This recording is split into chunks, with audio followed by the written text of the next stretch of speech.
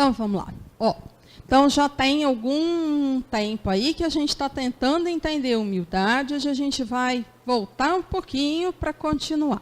O orgulho é o terrível adversário da humildade. Se o Cristo prometia o reino dos céus aos mais pobres, é porque os grandes da terra imaginam que os títulos e as riquezas são recompensas deferidas aos seus méritos e se consideram de essência mais pura do que a do pobre. Julgam que os títulos e as riquezas lhes são devidos, pelo que, quando Deus lhos retira, o acusam de injustiça. Ó irrisão e cegueira!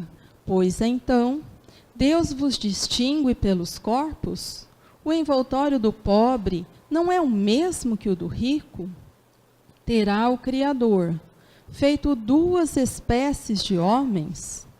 Tudo o que Deus faz é grande e sábio. Não lhe atribuais nunca as ideias que os vossos cérebros orgulhosos engendram. Então, quando ele fala assim, orgulho é o adversário da humildade, nós já insistimos bastante que humildade é o nosso estado de lucidez, quando eu consigo ver de fato o que é. Sendo assim, orgulho é o meu estado pleno de ilusão, quando eu acredito que eu sou e nada sou. Eu imagino coisas que não tem nada de realidade. Por quê? Porque a base forte do orgulho é o ego. E ego, por si só, é transitório. Ele vai variar até nessa vida. Então, ele não tem nenhuma constância. E aí, se eu me fixo nisso, eu vou ficar extremamente iludida com as coisas à minha volta e comigo mesma. Então, tem coisas que há 15 anos atrás a gente jurava que era ótimo e maravilhoso, que hoje a gente nem toma conhecimento mais. Passou.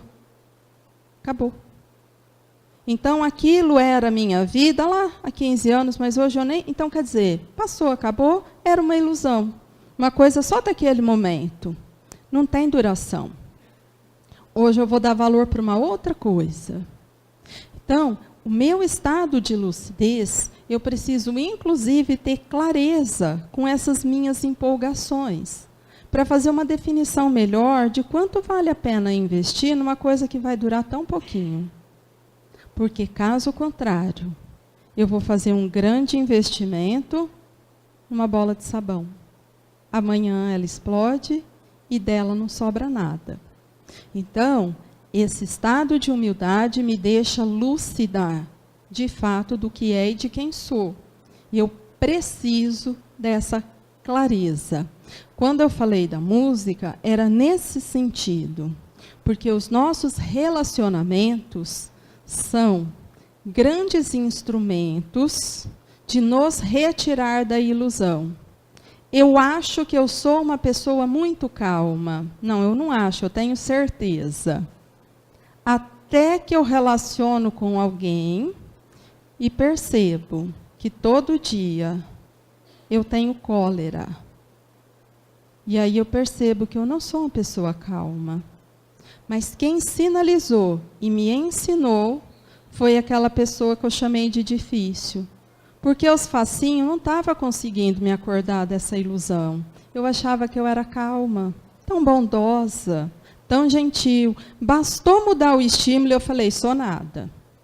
Porque eu já me peguei com vontade de torcer o pescoço dele 4 vezes só essa semana. Então eu não sou. Então, olha só. Eu sei que é difícil. Mas num estado de lucidez, eu preciso agradecer esse estímulo. Porque eu estava muito equivocada a meu respeito. Eu não sabia que o meu limite era tão grande. E foi com esta pessoa que eu aprendi que o meu limite é grande.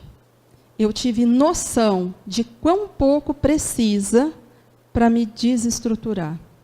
Então, essa é uma informação preciosa para que eu possa cuidar melhor da minha necessidade. Porque até então eu não tinha essa noção. Então, quando a música vai relatando tudo que a gente deve agradecer, é nesse sentido, porque a gente vai reconhecendo à nossa volta estímulos que vão mostrando qual a minha dificuldade. E isso é fundamental para que eu possa prosseguir. A outra coisa que já tinha falado semana passada é que tudo que Deus faz é grande e sábio. Então, tem muita coisa que a gente vai falar assim, ó, acho que isso daí tanto faz. Quando eu falo de uma coisa tanto faz, é aquela coisa assim, eu é que não tenho muita noção do que serve e para que é. Porque aquilo que é da lei é grande e sábio. Não tem mais ou menos. Não tem de qualquer jeito, não tem com falha, é tudo perfeito. E eu preciso, de novo, me atentar a isso, porque, de fato, tem muita coisa aí da estrutura que funciona que eu não tenho conhecimento e arrasto uma grande dificuldade. Então, quando aparece, eu duvido, eu acho que está errado, que foi injusto, mas é porque eu não consegui entender. Mas que está tudo certo, está tudo certo. Então, lembra que a gente viu uma sequência de fotos que a gente precisava olhar uma coisa e outra e falar assim, ó, o que eu prefiro? Eu sei que vocês vão me falar que apelei, mas é verdade. Tá? Então, é o seguinte, ó. Vai, Ju, faz a sequência, que aí vão no eu prefiro. O que eu prefiro?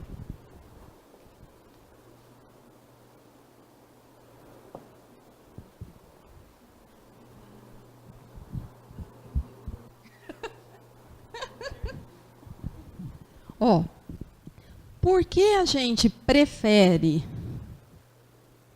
o que aparentemente é de muito mais recurso material? Porque eu não sei se para vocês, eu vou falar da minha impressão. Porque, como a gente é bem grudadinho na matéria, quando a gente olha esses trens chique, a gente junta dinheiro com felicidade. A gente não consegue imaginar felicidade naquela casinha.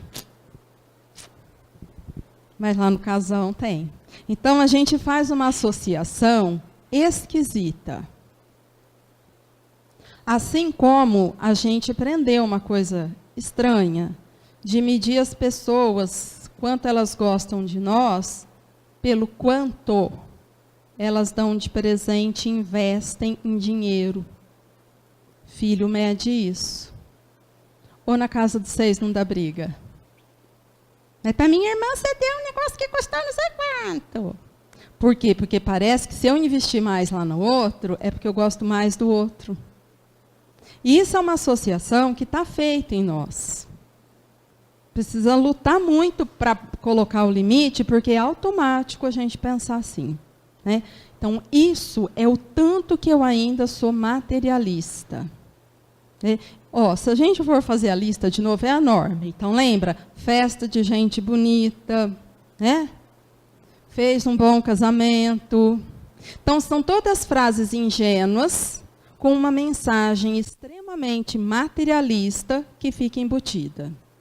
Porque a gente fez essa associação de riqueza com felicidade.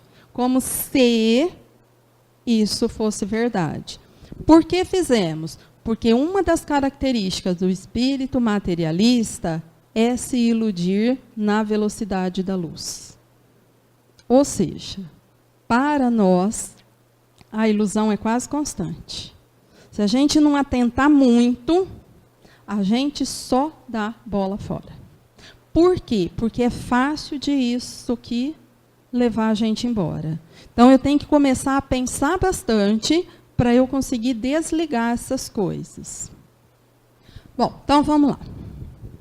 Aí o evangelho continua assim, ó.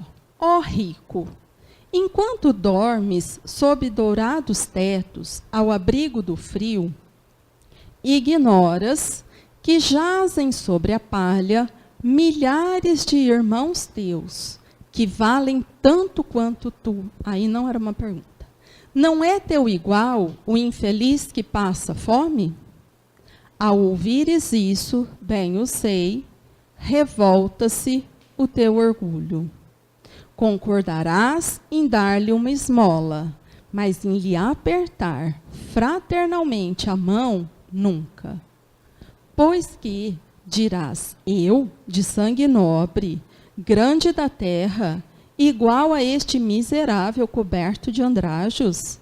Vã utopia de pseudo-filósofos. Se fôssemos iguais, por que eu teria Deus colocado tão baixo e a mim tão alto? Eu sei que vocês vão falar assim, não, mas agora isso não funciona mais assim, não. Ó, não vai no que está formatado, mas vai no que você sente. Quando a gente vê alguém numa situação difícil, o que é que a gente pensa? Por que será que a pessoa tem que sofrer tanto assim, né? Ela deve ter feito alguma coisa ruim. Aí dá a impressão que eu estou falando o quê? Eu sou do time dos bonzinhos, graças a Deus, ó. Estou tranquila. Outra coisa esquisitona que a gente fala, se Deus abençoar, meu negócio vai dar certo. Oi? Por quê? Ele é o dono do banco que você está mexendo, por acaso?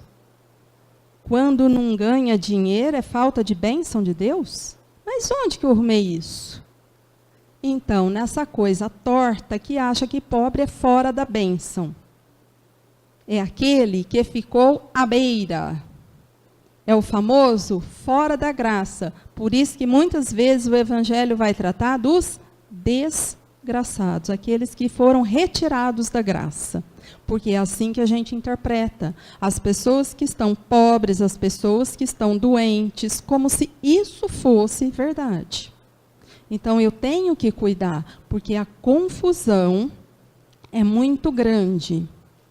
E, às vezes, eu não percebo, mas nessas frases corriqueiras, eu elaboro e deixo esse pensamento comandar. E uma coisa não tem ligação com a outra, de novo. Mas eu preciso cuidar bastante e ver, ó. Porque, olha só, se eu vou ajudar aquele do caminho, porque ele é um coitado, pobre coitado, sofre tanto, né? Eu sou uma pessoa tão forte, tão boa, ó. Eu estou achando que ele é menos que eu. Então, por trás dessa formulação, não tem um bem acontecendo. Tem uma expressão do meu orgulho manifestando. Porque eu só estou ajudando porque ele é menos. Só por isso. Então, aqui fora, ninguém vai ver nada de diferente. Mas eu é que preciso aprender a avaliar na minha intimidade, de fato, qual é o pensamento que está sendo elaborado quando eu estou relacionando com o meu irmão. Porque senão eu abro mão de uma oportunidade de conhecer a mim mesma. É exato que as vossas vestes não se assemelham, mas despivo-vos ambos. Que diferença haverá entre vós? A nobreza do sangue dirás. A química, porém, ainda nenhuma diferença descobriu entre o sangue de um grão-senhor e o de um plebeu, entre o do senhor e o do escravo. Quem te garante que também tu já não tenhas sido miserável e desgraçado como ele? Que também não hajas pedido esmola? Que não a pedirás um dia a esse mesmo a quem hoje desprezas? São eternas as riquezas? Não desaparecem quando se extingue o corpo, envoltório perecível do teu espírito? Então, aqui ele começa a nos auxiliar a fazer uma compreensão de que essa personalidade existe só nessa vida. Eu não sei quem eu fui na anterior, e eu não sei quem eu vou ser na próxima. Então, por isso que eu falei, ó, ego é um trem muito transitório. ele já vai fazer uma variação aqui. E na próxima, enquanto personalidade, isso aqui acabou. Eu vou assumir agora uma outra coisa, que faz outros estímulos para que eu desenvolva aquilo que eu necessito. Mas, quando a gente pensa o seguinte, ó, e se na próxima eu vier, pobre de maré desci? Não vou nem ter como estudar mesmo. Os limites serão grandes. Como fica para a gente encarar isso? Porque, às vezes, rápido assim, a gente fala, para mim, tudo bem. Será que tudo bem mesmo? Começa a pensar, porque é o seguinte, as coisas podem variar. E aí, o que vai pegar para mim, quando eu precisar fazer a variação? Que isso é importante. Eu começar a ter essa noção, que o que eu tenho aqui é extremamente transitório. Então, para a gente pensar um pouquinho melhor no que é transitório, eu fui lá no Leon Denis, no livro Problema do Ser, do Destino e da Dor. Aí é na parte que ele trata das questões dos nossos destinos enquanto reencarnação e começa a fazer alguns apontamentos. Então, ele começa assim, ó. Se admitirmos que o homem viva atualmente pela primeira e última vez neste mundo, que uma única existência terrestre é o quinhão de cada um de nós, a incoerência e a parcialidade, forçoso seria reconhecê-lo, presidem a repartição dos bens e dos males, das aptidões e das faculdades, das qualidades nativas e dos vícios originais. Então, ele já começa assim, ó. Se você for pensar em uma vida só, tudo vai se tornar injusto e ilógico. Se eu aceitar isso, quando eu faço investimento pensando em uma vida só, o que eu estou fazendo? Uma loucura. Porque eu acabei de falar assim, ó, se eu pensar em uma vida só, é injusto e é ilógico. Mas na hora que eu vou fazer meu investimento, eu penso em uma vida só. Ué, então eu sou doida, porque eu tenho certeza que não é, e na hora de investir eu faço assim. Vai dar errado. Então, se eu aceitei que essa divisão dos bens, dos males, das aptidões, da inteligência, da riqueza, da pobreza, tem a ver com as vidas sucessivas, e que é uma oportunidade, mas que depois será outra, eu entendi que essa aqui é uma só. E não tem nenhuma lógica o meu foco ser essa aqui, para eu me apegar num título, num cargo, numa posse, porque eu sei que isso vai acabar. E não é isso que eu vou levar comigo. Então, eu não posso valorizar demasiadamente isso, porque senão eu me apego e me atraso, porque eu escravizo a uma questão que é transitória. E isso é a característica da ilusão. Porque para uns a fortuna, a felicidade constante, e para outros a miséria, a desgraça inevitável? Para estes a força, a saúde, a beleza. Para aqueles, a fraqueza, a doença, a fealdade. Porque a inteligência, o gênio, aqui, e acolá a imbecilidade? Como se encontram tantas qualidades morais admiráveis, a par de tantos vícios e defeitos?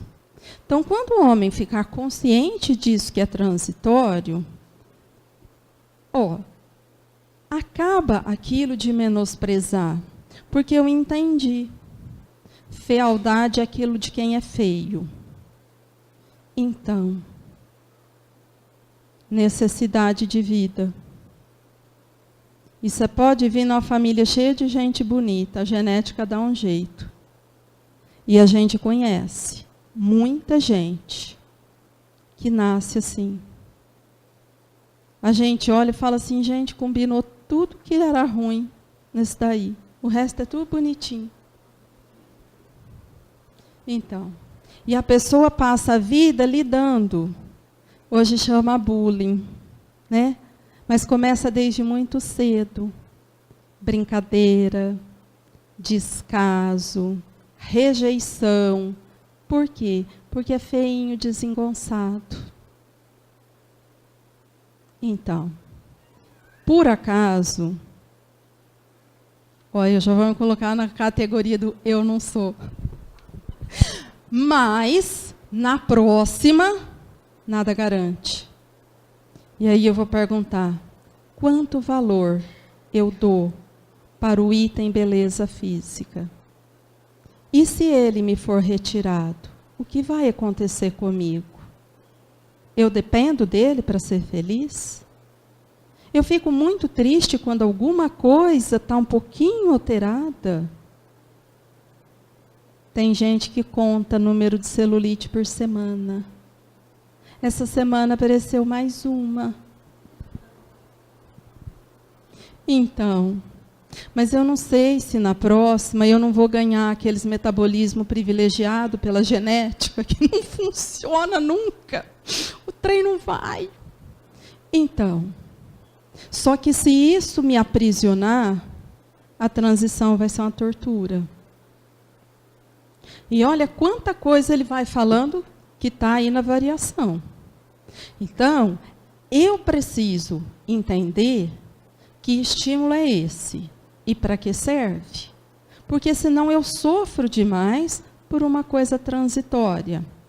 E que como tudo que Deus faz é sábio, é justo e necessário, essas variações não têm uma característica de punição.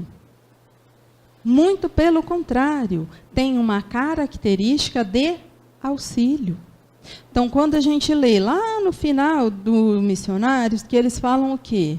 A moça ia nascer linda, maravilhosa, mas ela tinha medo. A sensualidade era o desafio. Era por onde ela caía toda a vida. Porque fidelidade, compromisso, ela não dava conta. E se ela nascesse com tanta beleza, ela tinha medo. E o que ela pede? Um limite. Qual foi o limite? O limite entrava na lista da fealdade, que logo no começo da adolescência, ela desenvolveria um bócio para ter uma deformidade e ganhar um limite para um vício chamado sensualidade. Então, todas essas questões não são castigo, são auxílios para que eu consiga arrumar mais recursos e não cair onde é a minha maior dificuldade. Só que junto com isso, eu vou entender outros estímulos, outras situações, e se eu tiver olhos de ver, eu tenho como crescer. Caso eu não tenha, vai ser motivo de revolta. Então, a importância de compreender essa transitoriedade é que eu consigo ser grata às questões que a vida me traz, que são estímulos que me auxiliarão a perceber espiritualmente em que ponto eu estou paralisada. Aí ele continua perguntando, ó, por que há raças tão diversas?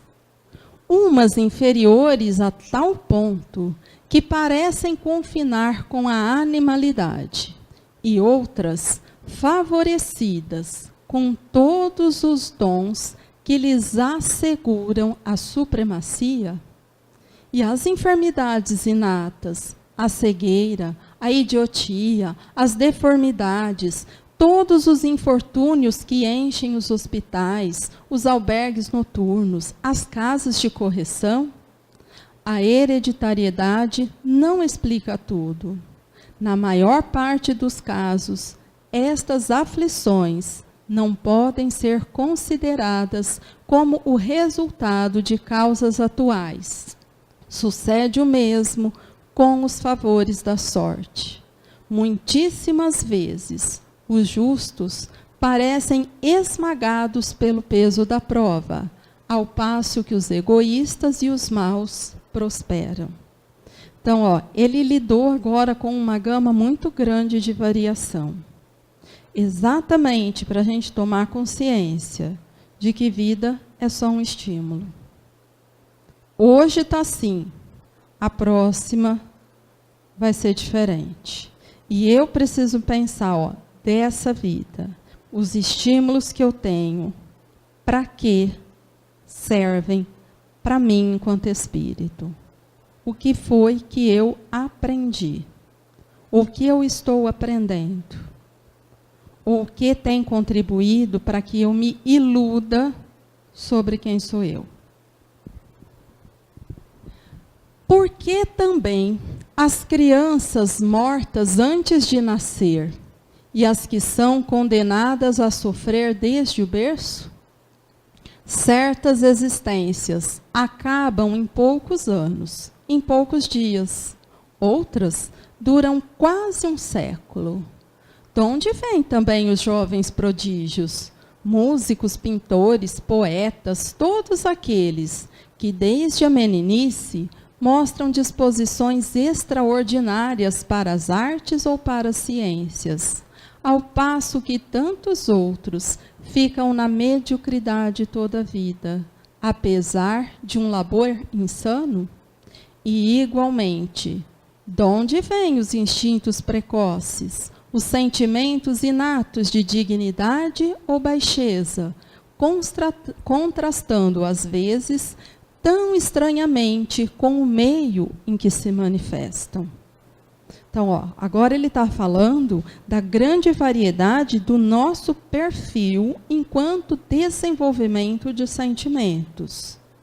Então, todo mundo aqui tem características. E nós estamos inseridos exatamente no lugar necessário para ser o melhor para o nosso crescimento. Só que muitas vezes eu não entendo. E como eu não entendo, eu acho péssimo. Então, quando a gente está aqui com os jovens, eles detestam morar numa cidade pequena. Porque faz arte, no dia seguinte a mãe está sabendo. Agora, olha só. É uma característica deles ou nossa? Porque a gente não fala mais da mãe, mas a gente fala dos vizinhos. Eu lembro que minha prima de São Paulo vinha, ela falava assim, gente, vocês se conhecem por nome, sobrenome, telefone, só falta o RG? Porque aqui todo mundo fala o nome inteiro de todo mundo. Por quê? Porque em São Paulo não tem essa vigilância. Por que mesmo que nós nascemos aqui? A cidadezinha que nasceu um ovo. Que cada um que mudava, a gente sabia até onde que ia morar. Onde que ia, que hora que chegava. Então, por quê? O que isso aqui é importante? E a pergunta melhor, por que me incomoda as pessoas ficarem sabendo da minha vida? Tem gente que tem verdadeiro horror de se sentir com a privacidade invadida, porque a vizinha viu que você chegou de madrugada. E acompanhado ou não, por que isso te irrita? Será que é porque na sua consciência veio muita culpa de outros tempos? Abalou? Porque se está tudo bem, está tudo bem. E aí me viu chegando às 4, legal, cheguei às 4, e qual o problema? Mas tem gente que fica tomado de ódio. Essa fulana não tem o que fazer. O negócio dela é bisbilhotar a vida alheia. E te incomoda porque o que ela faz é problema dela, o que eu sinto é problema meu. Por que mesmo eu me incomodo com isso? Qual o motivo? Só que aí, estranhamente, essa mesma pessoa vai encher o Facebook de fotos esquisitíssimas, até do ovo frito que vai jantar. Entenderam que a coisa é difícil? Eu quero esconder uma parte e mostrar outra. A outra que tudo bem, eu mostro mesmo. Mas aquela que me dá problema, porque a consciência ainda fala culpa, eu quero ficar escondida. E numa cidade pequena não dá. É um dos fatores que te fez nascer numa cidade ovinho. Então, agradece e conserta. Porque a gente tem esse costume de reclamar de tudo o tempo todo. Como se tivesse errado. Não está errado não, a gente nasceu no lugar certo. A vizinhança é excelente. É o estímulo perfeito que eu preciso. Mas eu que não entendi. E eu preciso entender. Eles são importantes. A família, então, gente, é o melhor encaixe que existe, é esse. Não tinha outro melhor. Por isso que é essa. Sabe aquela pessoa da família que você não gosta? É para você olhar e não fazer igual. Por isso que veio pertinho. Mas se você passar a vida reclamando, você não vai ter recurso para fazer diferente. Você vai ficar só reclamando. E quando eu reclamo muito, eu acabo copiando. Porque eu falo daquilo o tempo todo. Então, é esse cuidado. Por que a gente está falando isso dentro da humildade? Porque enquanto eu não reconhecer com gratidão as coisas à minha volta, e o quanto eu preciso daquelas coisas, eu não consigo agradecer. Eu passo a vida reclamando. Eu não consigo aceitar. E aí o orgulho vai aumentando, porque eu quero me rebelar, como se aquilo estivesse errado para comigo. Ou Deus foi injusto ou se equivocou comigo. E aí eu não desarmo desse lugar. É necessário aprendermos, primeiramente, a desatar os laços que nos amarram à terra, para depois levantarmos o voo para mundos mais elevados. Nós temos muitos laços que nos amarram à terra. Beleza, posse, título, sensualidade, tudo isso é amarra. Como eu vou falar assim, nós estamos candidatos a um mundo de regeneração, mas eu não quero abrir mão de nada da vida material. Não tem jeito. Porque para espiritualizar, eu preciso que as coisas materiais tenham menos valor. Que, na verdade, elas não me abalem. Que elas sejam só meios para que eu possa estar na vida. E o principal meio material que eu tenho para estar na vida se chama corpo físico. Ele é só um instrumento do meu espírito, nada mais. Ele serve para que eu expresse os sentimentos e haja de acordo com o amor. A gente inverteu a história. A gente vira escravo dele, como se ele é que ditasse a vida. Então, para eu espiritualizar e ascender a mundos mais elevados, a questão material tem que ser suplantada. Arrancar as almas terrestres ao seu meio, antes do termo da evolução especial a esse meio, fazê-las transmigrar para esferas superiores, antes de terem realizado os progressos necessários, seria desarrazoado e imprudente. A natureza não procede assim.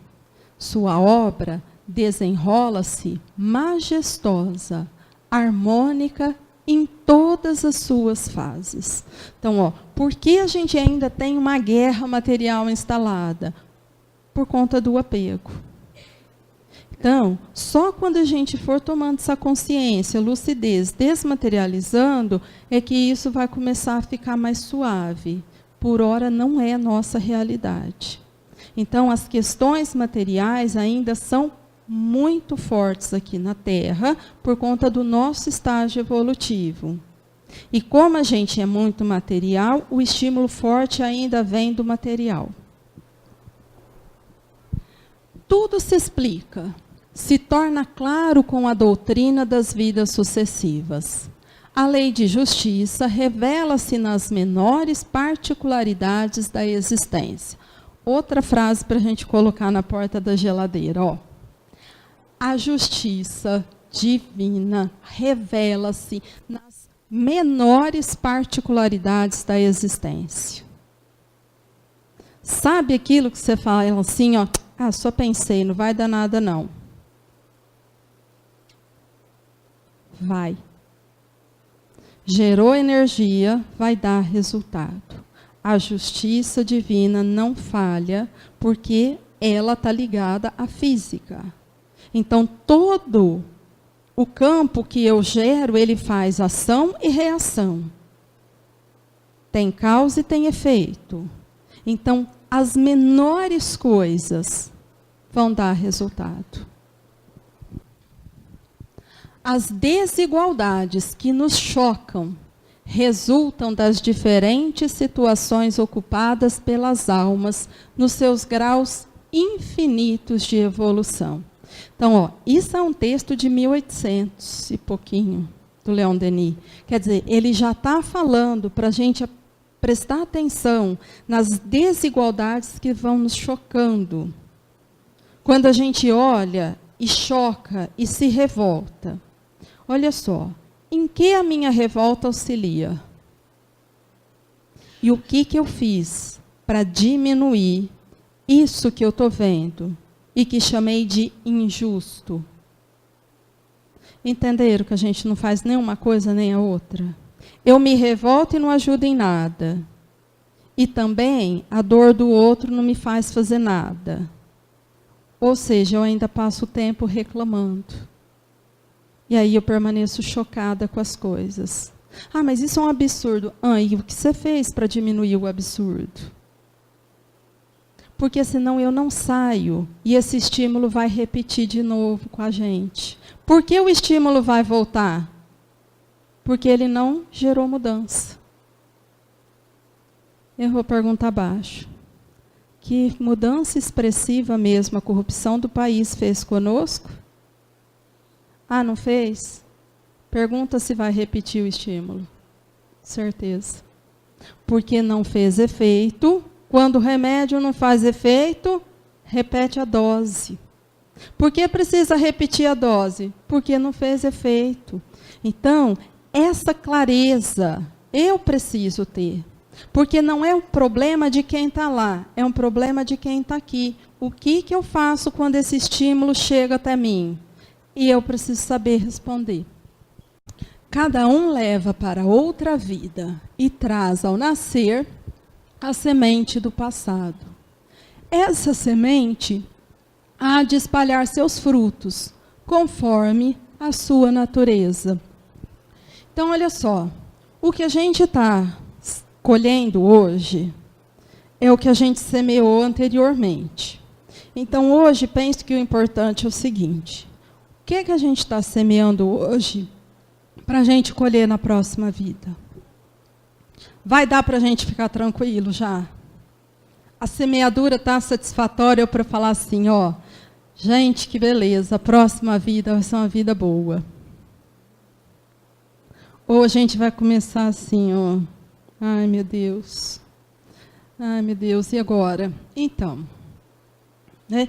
Então, eu preciso ter essa clareza, ó, o que é que eu estou fazendo e qual vai ser o resultado que eu vou encontrar na próxima vida.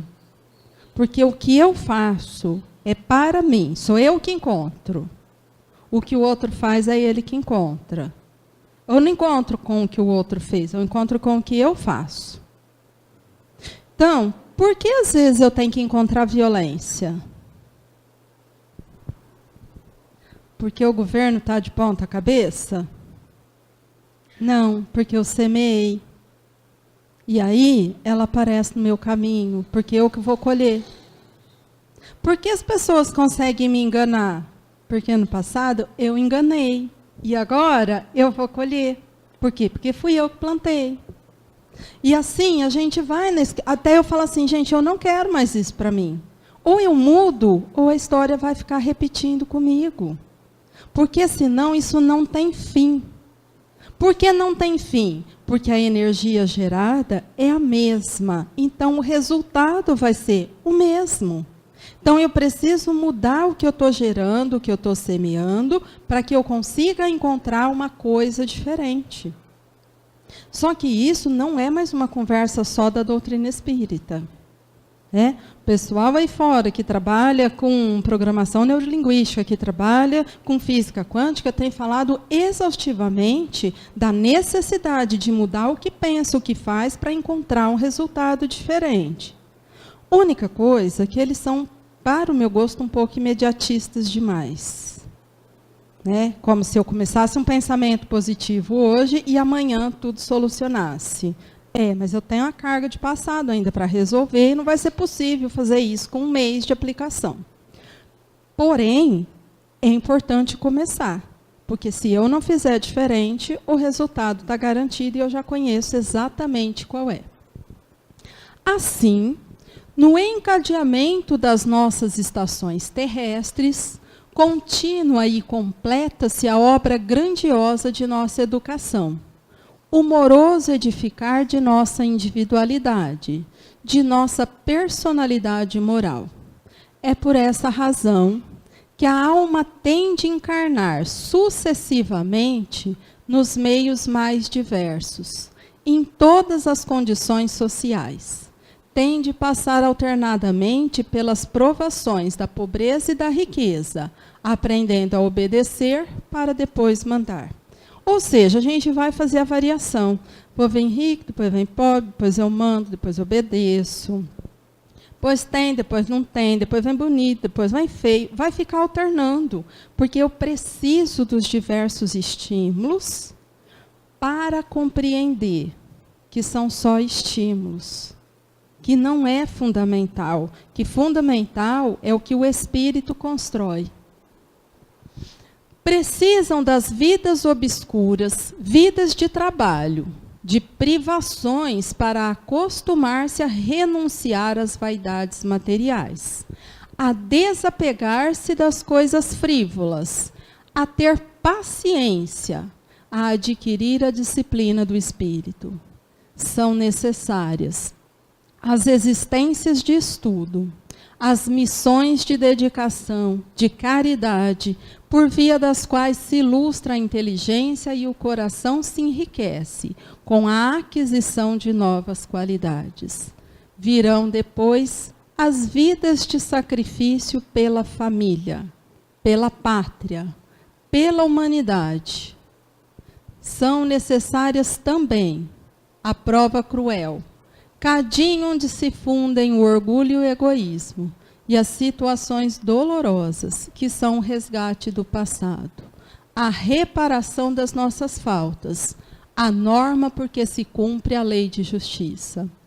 O espírito retempera-se, aperfeiçoa-se, purifica-se na luta e no sofrimento, volta a expiar no próprio meio onde se tornou culpado. Ou seja, eu desvio a verba, depois eu venho lá no postinho daquela cidade e na minha vez o remédio acaba. O médico falta. Por quê? Porque onde eu fiz, eu volto. Tinha uma fala do Chico que ele falava assim, o rio, uma hora eles moram na cidade, outra hora eles moram no morro, e eles vão ficar fazendo isso até aprender o respeito. E para mim, o que a gente viu no Rio foi um ato de revolta. Porque o que eles roubaram não foi para viver, foi para destruir de ódio de uma sociedade. E quase conseguiram. Aí volta, nasce lá na favela e vai para a fila do SUS. Aí fala mal do SUS. Então, mas ele está assim, quem fez ele ficar assim? Ele no papel funciona lindão. Por que ele não funciona? Material humano. As pessoas não se comprometem. E aí não tem do que a gente reclamar. E quando ele vai falando aqui, são coisas muito sérias. Ele fala assim, ó, vai ter uma vida que vai ser de dedicação à família. Quem gosta dessa vida? Vai ter uma vida que você vai aprender a amar a sua pátria. Porque ninguém vai evoluir sem aprender a amar a pátria que acolhe. Isso não combina com progresso. Eu tenho que ser extremamente grato à pátria, à cidade que me acolhe. Porque se eu não for, uma das nuances do amor está apagada ali. Então eu vou precisar aprender isso também. Então, são situações que eu tenho que raciocinar, porque senão a gente vai distraidamente fazendo e parece que está tudo certo. Pode voltar. Então, para mim, um exemplo marcante disso, que a gente teve na atualidade, porque olha só, quando o espírito tem uma conquista, se ele vem com poder, ele é bom. Mas se ele vem pobre, ele é bom também. Por quê? Porque o meio não interfere na conduta dele. Então, olha só, o Chico era rico, mas ele era bom. Será que se ele tornasse rico, mudava a característica dele? Provavelmente não. Porém, nós vimos uma experiência fantástica. O atual Papa é um espírito bom. O que aconteceu com aquele espírito quando ganhou um poder? Continuou bom. E falou, e eu não preciso de nada do que vocês estão me dando. Eu não quero o tal do sapato vermelho, a cadeira não sei de quê. Por quê? Porque isso para mim não muda nada. Mas se ele quisesse o dinheiro e o poder, era dele, estava na mão dele. Era só usar e abusar. E o que ele está fazendo? Nada mudou. Ou seja, para aquele espírito, dinheiro e poder não significa mais nada. Ele é um homem bom na riqueza, ele é um homem bom na pobreza. Ele está sendo um cara excelente, famoso, e devia ser um cara excelente quando ele era anônimo. Agora, o que eu tenho que perguntar? O que vai acontecer comigo se amanhã eu chegar num lugar de muito dinheiro, muita beleza, muito poder? Eu dou conta? Que força moral eu tenho para estar num lugar desse? Porque isso é a questão que nós vamos ter que fazer conosco. Por quê? Porque hoje nós estamos na vida comum. Todo mundo que acho que trabalha, não tem ninguém famosão. Mas pode ser que amanhã você venha acrescido de um certo carisma e se torne mesmo um artista fantástico, conhecido, poderoso e rico. Aí você vai dar conta. Porque não é muito comum a gente ver a pessoa que chega nisso, ela fala toda emocionada da origem humilde, mas não volta nunca mais lá. E segue na riqueza muito bem, obrigada, e se ilude naquele mundo da riqueza. Então, a gente tem que ter um certo cuidado. Porque a gente vê, mas a gente vê não é para apontar aquilo, mas eu tenho que me perguntar, e se chegar a minha vez? Quando ele fala assim, vida de poder, você já imaginou se o seu carisma na próxima der para você ser o presidente dos Estados Unidos? O que você vai fazer? Você vai caçar encrenca com os vizinhos? Falar que vai fazer muro, que vai fazer guerra? Que o seu dinheiro tem que ser o mais forte do mundo mesmo? Ou você vai tentar promover o bem mundial e a paz? Então, olha só. Pense em você quando seu poder está diminuto e você monta num carro que parece que te deixa mais forte. O que você faz com a pessoa da lambretinha que te fecha? É isso que acorda de dentro de você. O homem ganha um poder daquele tamanho e a gente faz assim, ele é louco, igual nós. Louquinho igual. Por quê? Porque a gente está de carro, a gente fala assim, se ele viesse eu ia acelerar, porque ele ia... então, é bravo, né? Aí a gente fala assim, eu e poder é um trem que não combina ainda. Por quê? Porque eu não tenho ainda a ponderação, o bom senso, eu gasto um tempo para funcionar com isso. Então, o meu limite é muito importante, porque senão eu ainda me perco. Entenderam o que vocês estão fazendo nessa cidade, nesse cargo, com esse corpo? É mais ou menos isso que a gente precisa. Nessa sala, escutando essa moça chata. Porque é um fato. Então, muitos de nós viemos de situações de muito poder. Gente, vocês não têm saudade de algum outro país que vocês nunca foram? A gente fala assim, nossa, deve ser ótimo. Eu nem sei o que tem lá. E a gente olha aquilo, dá saudade. Porque possivelmente a maioria de nós já viveu mesmo. Lá pela Europa, naqueles castelos, já mandamos bastante. Hoje, nós estamos na pátria do Evangelho. Não é porque ela é um paraíso, mas é porque aqui é o lugar que tem tudo por fazer. E eu tenho que mostrar aqui que eu sei fazer. E o que eu sei fazer não é reclamar, eu já aprendi como faz. Se eu precisasse de um lugar organizado, eu teria nascido na Suíça, na Suécia, na Finlândia, na Noruega, uns trem que já está organizadinho. Mas nós estagiamos lá e falamos, que legal, o trem funciona.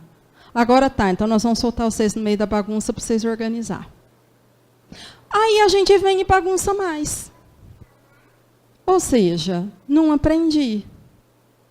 Então, só que me parece que eu não vou voltar para lá, eu vou ficar aqui até agora eu resolver fazer. Né? Então, a gente precisa aprender que nós estamos aqui para fazer. Agora é nossa vez de fazer e a gente já sabe fazer. É nossa oportunidade agora. E eu falando isso muito sério. Tinha uma previsão do Chico, tem um livro dele que chama Não Será em 2019. E ele falava assim, quando eu li aquele livro há um tempo atrás, eu não consegui nem acreditar. Mas ele falava que os outros povos iam invadir o Brasil. Porque lá, por incrível que pareça, tem coisas difíceis. Cada dia que eu ando na Barão, eu falo, ai, ai, ai, ai, ai. Fecha a loja de um brasileiro e abre. Vocês têm dúvida que São Paulo vai ser dominado pela China? Bom, a capital já está. O comércio é deles. E aqui já começou.